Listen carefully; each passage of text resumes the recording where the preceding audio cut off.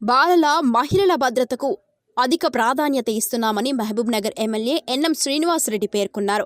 మంగళవారం నాడు జిల్లా కేంద్రంలోని మోనప్పగుట్టలో నూతనంగా నిర్మించిన భరోసా కేంద్రంతో పాటు షీటీం భవనాన్ని ఎమ్మెల్యే ప్రణాళిక సంఘం ఉపాధ్యక్షుడు శ్రీ జిల్లెల చిన్నారెడ్డితో కలిసి ప్రారంభించారు. అనంతరం ఆయన మాట్లాడుతూ పిల్లల మహిళల రక్షణకు ఈ ప్రభుత్వం కట్టుబడి పనిచేస్తోందని ఆయన స్పష్టం చేశారు. మహబూబ్ నగర్ హెడ్ క్వార్టర్లో ఒక మంచి కార్యక్రమానికి ప్రారంభోత్సవం చేయడం జరిగినది.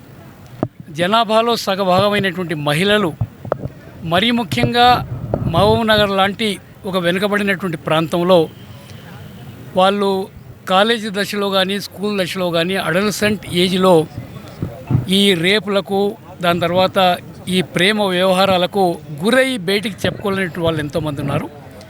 ఈ భరోసా కేంద్రం వాళ్లకు భద్రత ఇవ్వడానికే ఈ కార్యక్రమాన్ని ఇక్కడ ఏర్పాటు చేయడం జరిగినది.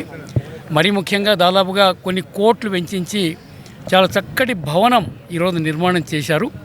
ఆ భవనాన్ని కూడా మెగా కంపెనీ వాళ్ళు చాలా ఉదారంగా దాదాపు 2 కోట్ల పైన డబ్బులు ఇచ్చి ఈ భవన నిర్మాణానికి తోడ్పడ్డారు.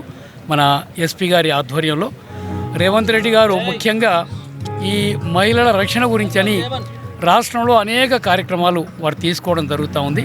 అందుకని ఇలాంటి బాధితులు ఎవరున్నా కూడా మహిళలు ధైర్యంగా సంబంధిత పోలీస్ స్టేషన్ కానీ ఈ భరోసా సెంటర్ కానీ వచ్చి వారు ఇక్కడ కంప్లైంట్ ఇస్తే వాళ్ళకు పూర్తి రక్షణ, పూర్తి న్యాయం చేయడానికి తప్పకుండా పోలీస్ వింగు ప్రయత్నం చేస్తున్నటువంటి మాట మనం చేస్తున్నాం.